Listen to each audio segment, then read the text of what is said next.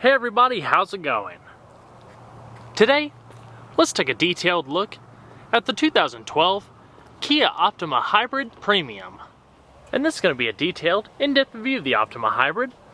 We'll start it up, show the engine, get an exhaust clip, and go over the performance data, as well as show you a bunch of the unique aspects of the interior as well as exterior.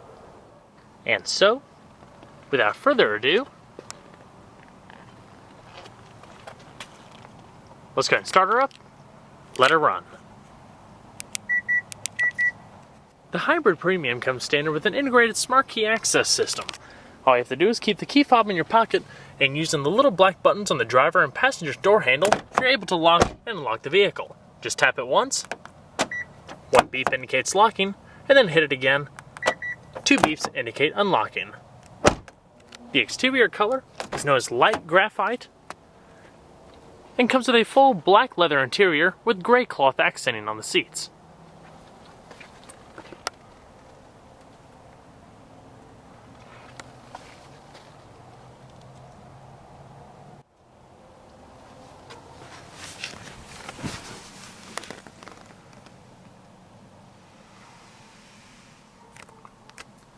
Along with that smart key system, the vehicle also comes with push button start. All you have to do is put your foot on the brake and hit the button to go.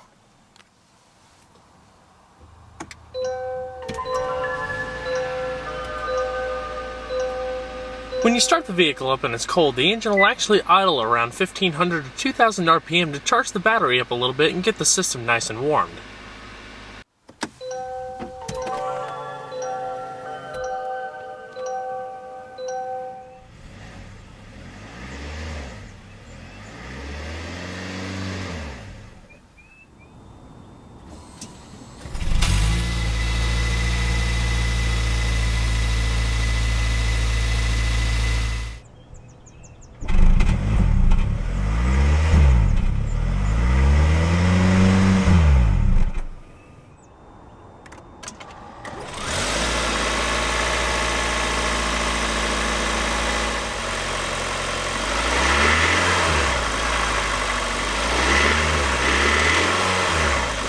You'll also notice that the seat has an auto recall function for the memory setting. When the vehicle is off, it slides back to allow entry and exit to be a little bit easier. Once you start it back up, it'll recall the last setting.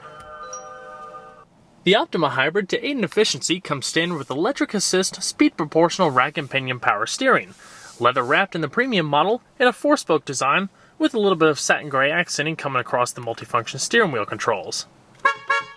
There's also a little bit of grip extensions off to the side here, giving it a little bit more of a sporty feel.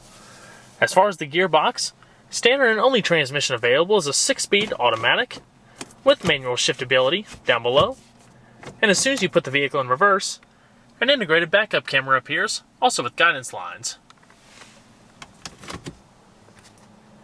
Nicely accented with a bit of bright work, traipsing into a leather shift boot and a polished housing. And so we're going to flip on the automatic headlamps, fog lamps, as well as the hazards. Both the driver and passenger windows are fully automatic. And let's go and check out the exterior, shall we? The vehicle will also chime a few seconds, letting you know it's lost detection of the proximity key fob. For the past several years, we've seen great improvements in both Kia and Hyundai's model range. Kia has very successfully created an attractive value-price lineup that's not only attractive to look at, but downright modern. This is fully embodied in the newest generation Optima. What was originally known as a bland family sedan most popular with rental fleets has become one of the best style leaders in the sedan market. Entry-level LX models begin just under 20 grand, while top SX turbo trims reach upwards of 27,000. That's not including the new SX Limited for 2013. Of course, with automakers going more towards green technologies and hybrid powertrains, you would of course expect Hyundai and Kia to enter the green race. The Optima Hybrid was first introduced in 2011 and was the company's first hybrid offering. It features an innovative lithium polymer battery pack coupled with a familiar 4-cylinder powertrain and conventional automatic transmission. No changes were made from 2011 to 2012 aside from the addition of Microsoft's Uvo infotainment system, but more on that later in the video. The hybrid comes with a very unique set of polished 17-inch aluminum alloy wheels with high-gloss black painted accents, all wrapped in Kumo Solus all-season tires measuring 215/55. Brakes consist of 11.8-inch one-piece ventilated cast iron discs in front and 11.2-inch solid iron discs in the rear, all paired with four-wheel single-piston sliding calipers. It all brings the Optima to a stop from 60 miles an hour and approximately 126 feet, which is average for this class. As far as the suspension, it's fully independent with McPherson struts in the front and a multi-link rear, all with coil springs, twin-tube dampers, and anti-roll bars. As you come across the side, you'll notice the hybrid Optima doesn't scream out its green intentions with highly modified body cladding, badges, or decals, and I'll touch on that a little bit later during the test drive. If anything, it looks like a proper sports sedan with unique front and rear clips as well as side skirts. But it does have its little unique nuances, such as black and silver accenting on the front and some polished brightwork. In fact, the only hybrid badge is on the rear. The new Ford Fusion Hybrid is also similar in its modesty, but in my opinion it makes the transition to hybrids a lot more comfortable for a lot of people. They blend in a lot more, but still give a little bit of a unique flavor. The Optima carries its sporty premium look with full LED wraparound tail lamps and a deck lid mounted spoiler. The edgy look of the front is very well complemented by the rear with slender chrome strips highlighting the rear window that flow forward up into the windshield.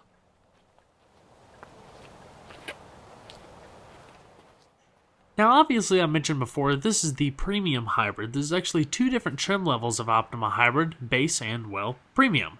The premium is about a $5,000 option or so. The base model car starts around $26,000, while this particular model tops out around $32,000. But it comes with basically all of your extra technological goodies and styling features such as all of the smart key and push button access, all of your panoramic sunroof, LED turn signal mirrors, and a whole lot more. Overall length is 190.7 inches with a width of 72 inches and a height of 57.3 inches. Total curb weight is around 3,641 pounds, which is about 200 pounds heavier than a standard Optima. And we're going to pop the hood. To keep up with familiarity, Kia and Hyundai developed their own hybrid powertrains off their existing engines, which are slightly modified for the hybrid application. They consist of all aluminum 2.4-liter dual overhead cam 16-valve 4-cylinders with variable intake and exhaust valve timing. The companies were also the first to use an all-new lithium polymer battery pack, which is lighter and more compact than a standard lithium-ion battery. Coupled with an array of electronic clutches replacing torque converters, it created a unique drivetrain. It can be a bit choppy though at low speeds when transitioning between gas and electric with the timing of the shifts, but overall it feels more like a traditional car with a 6-speed automatic than a hybrid with a CVT, kind of a hate it or love it type of thing. The electric motor itself puts out about 40 horsepower, which supplements the engine. Total combined horsepower is 206 at 6,000 RPM and 154 pound-feet of torque at 4,250 RPM. While it does have more power than a standard Optima, it balances out with the extra weight. 0 to 60 times are around 8.4 seconds with a quarter-mile time of 16.1 seconds at 87.7 miles per hour. Initial fuel economy numbers were 35 city and 40 highway, but in reality it is less. I once had a pure highway average of 39, but combined it was closer to 32, 33, even as low as 30. That's on regular octane gas in a 17.2 gallon fuel tank. The interior styling definitely screams sport. Overall build quality has also vastly improved over the years, especially from Optimas just only a few years ago. The interior is very modern with plenty of unique styling accents, a little bit of luxury touches and padded accents, and unique sports seats.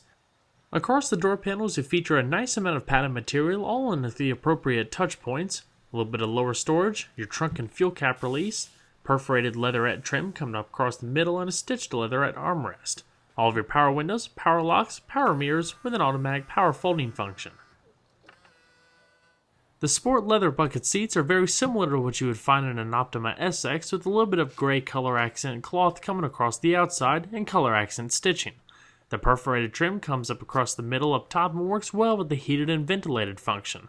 You also have side airbags, adjustable seatbelts, and adjustable headrests. Aluminum illuminated door sill plaques, logoed floor mats, and a full manual telescoping steering wheel with heat function in the premium model. Up across down below the dash, you also have your traction control, display brightness, and stitched padded leatherette accenting coming across the speedometer binnacle, extending over to the middle of the dash. So let's go and see how she sounds. Now what's real interesting about hybrid vehicles is when the vehicle's in EV mode, you can press the pedal and go ahead and activate the engine, but as soon as you let off of it, it returns to EV mode, unless it's continuously cycling to charge the battery or something of that nature. So it doesn't really rev like a traditional vehicle does.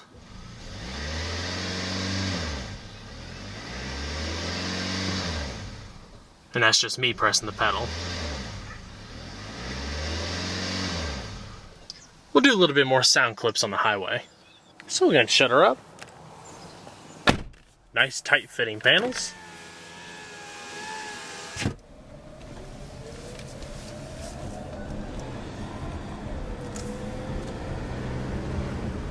Then the gasoline engine kicks in to help power the electric motor.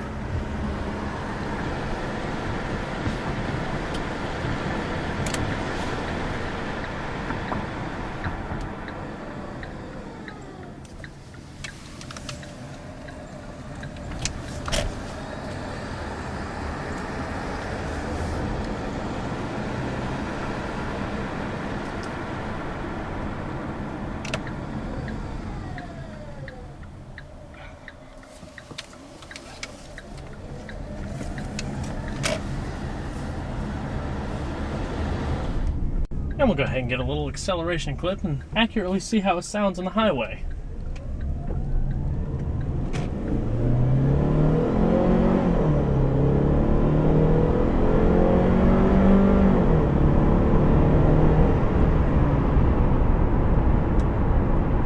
And that was about to 60, it wasn't a full throttle or anything like that, but that was basically in combination with the 4-cylinder engine and the gasoline motor.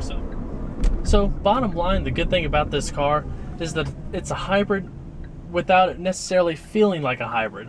The Hyundai Sonata Hybrid, it looks like a hybrid. The views on it are pretty mixed. I'm personally not a huge fan of the way it looks, but this car, you can't really tell it's a hybrid. It's got some different wheels on it, a couple silver accents, and the hybrid badge on the back.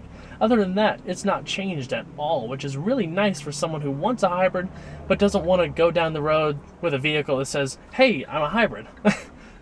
And plus you still get all of the great technology in here. The build quality is good, but with the premium look that the car has, it still needs just a little bit of work on some of the parts on the inside. The dash and everything is padded, but like the center console and parts of the door, it's still got some harder materials. But Kia has made an amazing amount of progress along with Hyundai over the past couple of years. The vehicles are downright almost perfect, and I personally would recommend them to anybody, just because of the value and the warranty and everything like that. But everything takes time. Rome wasn't built in a day, basically. And if they're producing cars like this in just a few years of what they used to be, you can only imagine what really neat and cool things and even more well-built things will be produced in the future. And now you see the gasoline engine both powering the vehicle and charging the battery, since the battery ran just a little bit low. And also periodically the engine will run in tandem with the electric motor if more power is desired or needed. Otherwise, through brake energy regeneration as well as just decelerating, it'll automatically recharge the battery in itself too in EV mode, so you're not using the gasoline engine to charge up the battery. I know it's a lot to take in. Like I said, it takes a little while to get used to, but it's a pretty neat system when you think about it, and how far technology really has come to make a creation such as this. You'll initially hear the little bit of whir from the electric motor, and then the gasoline will kick in. You'll hear a little bit more of that throaty sound.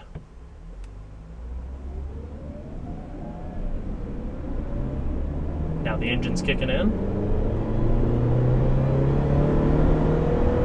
And they're both working in tandem to get me back up to speed.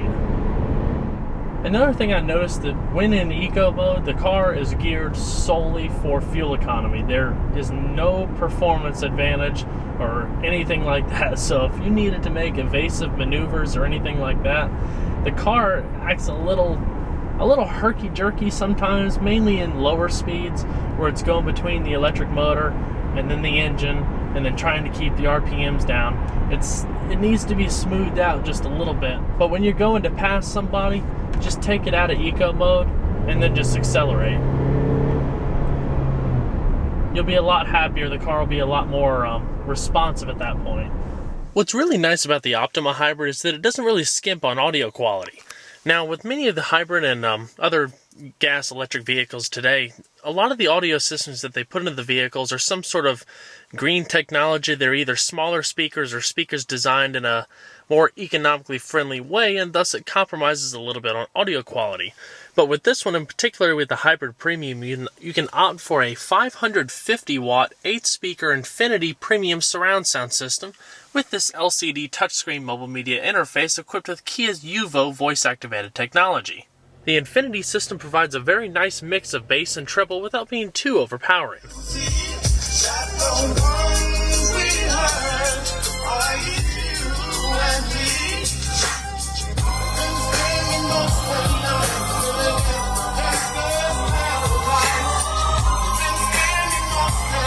Your side curtain airbags, hands-free Bluetooth microphone,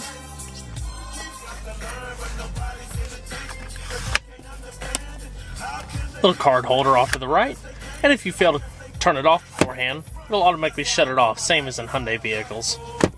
Auto-dimming view mirror with integrated garage home link and compass.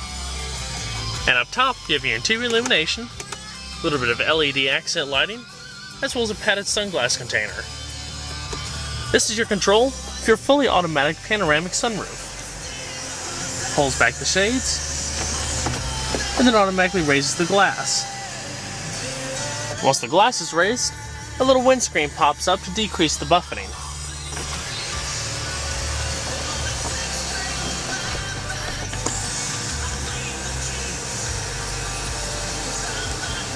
As far as the center console, it's intelligently designed with fantastic ergonomics. The center stack is actually angled a little bit more towards the driver to give you more of a little cockpit feel. And it's also wrapped in a stitched padded material. Now, as far as the multimedia system, it's quite easy to use. For example, this is your main radio screen. It has all of your preset stations, all of the song and radio data, change the categories or manual tune, searching stations, listing the available ones, scanning, as well as adjusting your sound options, including your automatic sound leveling and equalizers. To go between the different menus, you'll look in this little button stack here, nicely accented with a little bit of chrome, just as the climate control setup is. And what's also nice, if you look at it without the hazard control here, this piece almost looks like it would fit into this piece, almost like a little puzzle fitment. So it's a nice little design cue. And your various media options, whether it be iPod, auxiliary integration, hands-free Bluetooth streaming of audio, USB input, or your in-dash CD player up top. Now, with both Kia and Hyundai vehicles, you can opt for this integrated iPod cable, which utilizes the auxiliary input as well as the USB input, so it'll charge the system, or charge your iPod, simultaneously while it's playing, and then you can interact with it with the system. Now, when you're manual tuning through Sirius satellite radio, for example, one of the little drawbacks is you have to hit enter to select a station unless you go to seek. You have your hands-free Bluetooth telephone down below with an integrated dialing pad, storing up contacts as well as voice dialing. Also, your navigation, nice and easy to see with real-time traffic updates. Destination input,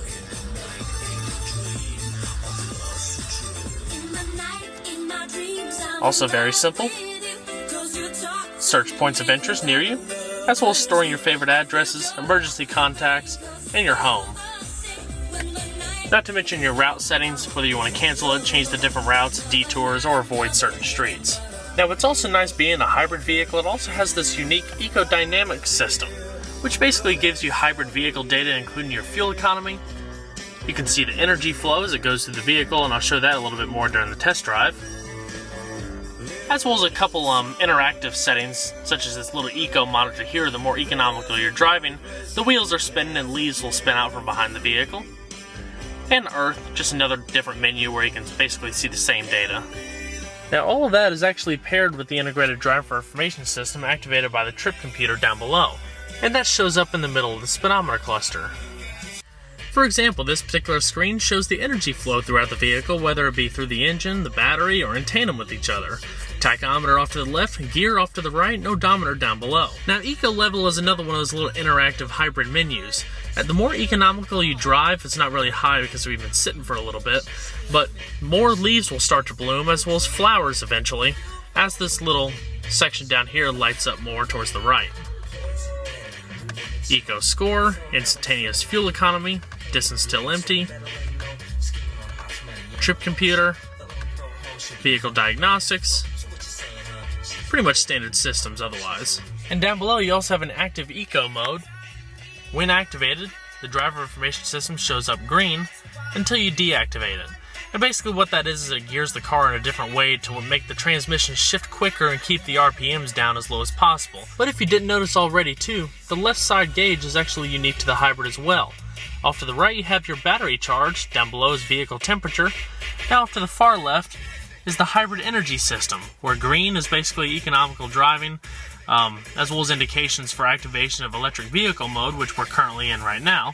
And the faster you drive, or more uneconomical that you drive, it'll go up into the white portion, then up to the red as such.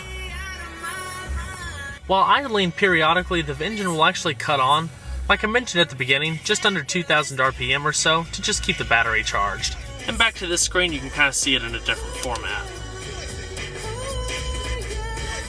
Now as you come down the flowing center console, you'll also notice the dual zone automatic climate control system. If you hit climate right here, it'll actually bring up a little LCD interface so you can actually see the direction of flow of the air through the vehicle, temperature, and the like. So if we go ahead and turn it on, that's basically what it looks like. You can see the different zone that you have selected, as well as temperature adjustments and fan speed. As we come across the center console, you'll see the same dark brush trim that you also found the doors, giving a little bit more of a premium look to it. There's also two-stage heated and ventilated seats for both the driver and passenger. A nice luxury touch. Along the iPod cable, you have a little bit of storage, as well as two 12-volt power outlets. Two large cup holders, padded center console, with removable tray, and a nice storage well. Your clock settings are located to the right of your CD drive. As far as rest of the steering wheel controls, you have your cruise control here, your hands-free telephone and voice commands. Command, please. Help.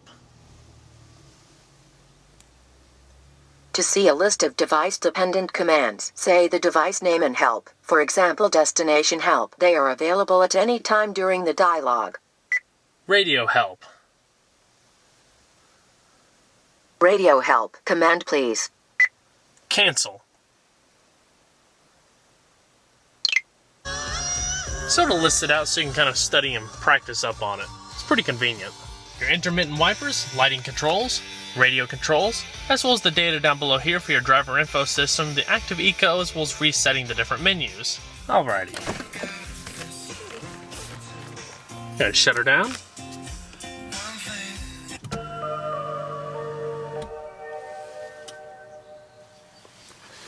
And we'll check out the back seat. Back seat room in the Optima is also quite good. Specifically in the Hybrid Premium, the back seat also comes heated, which is also quite nice.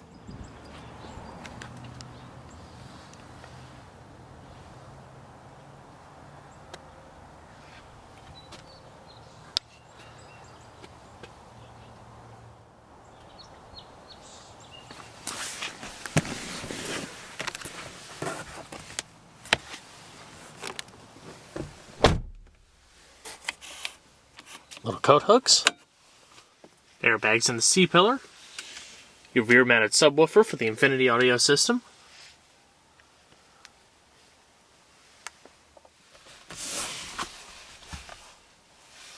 trunk pass-through,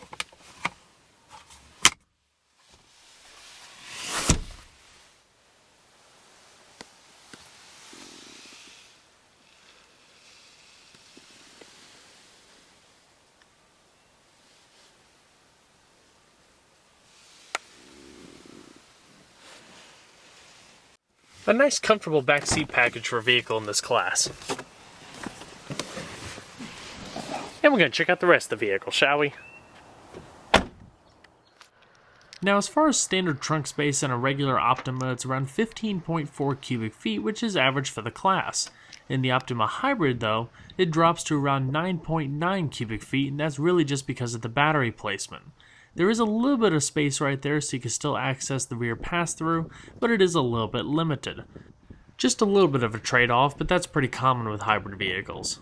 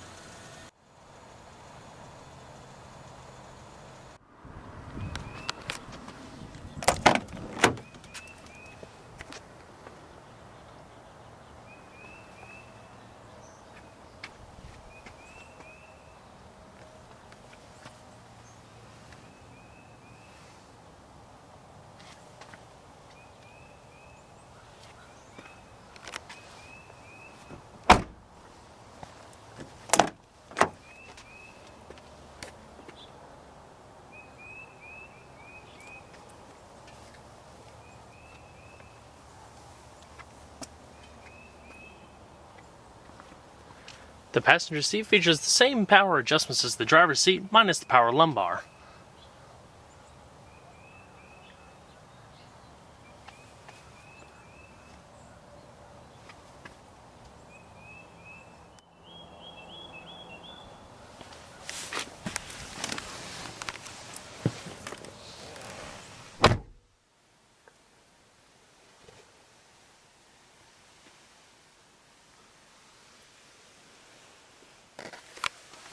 Also, pretty good sized glove box. The deep well. Uniquely styled and packed full of features all at a value price, the Optima is a great pick in the family sedan market. The hybrid broadens out the choices with a fuel-efficient alternative, but it'll be nice to see the evolution of these new sedans as time progresses and hybrid tech evolves further. Well everyone, I hope you enjoyed this detailed look at the 2012 Kia Optima Hybrid Premium. Be sure to stay tuned next time. There's a lot more where that came from. Take care, everybody.